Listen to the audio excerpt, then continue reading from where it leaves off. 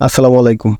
Argentina আজকে যে ধরনের ফুটবল খেলেছে তা ডিফেন্ডিং ওয়ার্ল্ড চ্যাম্পিয়ন হিসেবে আর্জেন্টাইন সমর্থকদের হতাশ করেছে। অবশ্য হতাশ হওয়ার কারণ শুধু প্রিয় দলের পরাজয় নয়, তাদের ওভারঅল পারফরম্যান্সকে দায়ী করছেন সবাই। যারা ম্যাচটি দেখেছেন তারা সহজেই অনুমান করতে পেরেছেন। আমার কাছে যাদের পারফর্ম একেবারেই বিবর্ণ লেগেছে তাদের নিয়ে কিছু আলোচনা না করলেই নয়। প্যারাগুয়ে ঘরের মাঠে বিশ্ব চ্যাম্পিয়নদের ২-১ গোলে হারিয়েছে। বল দখলে প্যারাগুয়ে পিছিয়ে থাকলেও ভয়ের কারণ হয়েছে আর্জেন্টিনা ডিফেন্সের। তাদের অ্যাটাকিং মনোভাবে একরকম খুন্টাসাই মনে হচ্ছিল আলবিসেলেস্তেদের। যদিও দারুণ শুরু করেছিল মেসি বাহিনী। ম্যাচের ১১তম মিনিটে এনজো ফার্নান্দেজের থ্রু বলে লাউতারো মার্টিনেজ বক্সে ঢুকে কোনাকুনি শটে বল জালে জড়ান। প্রথমে লাইনম্যান অফসাইড কলে গোল বাতিল করলেও ভিএআর এর সাহায্যে গোল নিশ্চিত করে রেফারি। তবে সমতায় ফিরতে খুব একটা সময় নেয়নি স্বাগতিক প্যারাগুয়ে। ১৯তম মিনিটে অ্যান্তোনিও সানাব্রির দারুণ এক বাইসাইকেল কিকে গোল পায় প্যারাগুয়ে। ১-১ গোলে বিরতিতে যায় দুদল। সেন্টার ব্যাক ক্রিশ্চিয়ান রোমেরোর ডান পায়ে ইনজুরির কারণে দ্বিতীয়ার্ধ শুরু করেন লিওনার্দো বালের্দি। আর তার করা ফাউল থেকেই প্যারাগুয়ে গোল নিশ্চিত করে। ফ্রিকিক থেকে হেডের সাহায্যে জয়সূচক গোলটি করেন আলদেরাতে।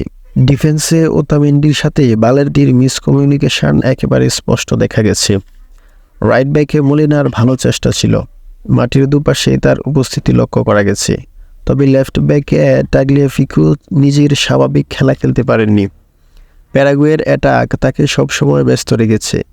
উপরে উঠে আসার একেবারেই সুযোগ পাননি বলা চলে। মাঝমাঠে অ্যালেক্সিস ম্যাকঅ্যালিস্টার ডিফেন্সের সাথে ফাইনাল থার্ডের সমন্বয় ঘটাতে পুরোপুরি ব্যর্থ হয়েছেন।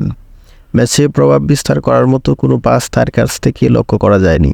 ম্যাচের ৬৯তম মিনিটে মেসির থ্রু পাস থেকে 1 ভার্সেস 1 দারুণ সুযোগ পান রদ্রিগো ডি পল, কিন্তু বল উড়িয়ে মারায় আর সমতায় ফেরা হয়নি।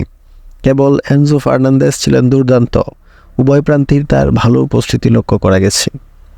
ফাইনাল থার্ডে হুলিয়ান আলভারেজকে মেলে ধরার কোনো সুযোগ দেয়নি প্যারাগুয়ে ডিফেন্স ভেঙে ভালো কোনো সুযোগ তৈরি করতেও পুরোপুরি ব্যর্থ হন তিনি। এদিন নিজেকে মেলে ধরতে ব্যর্থ হয়েছেন লিওনেল মেসিও।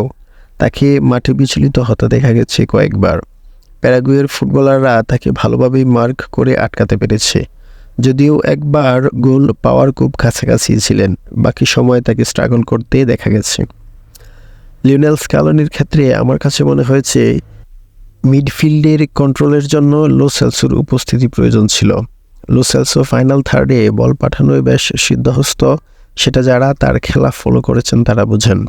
আশা করি সামনের ম্যাচে আরও বেশি অ্যাটাকিং মনোভাবে শিষ্যদের তৈরি করবেন লিওনেল স্ক্যালোনি, যা ভীষণ রকম দরকার।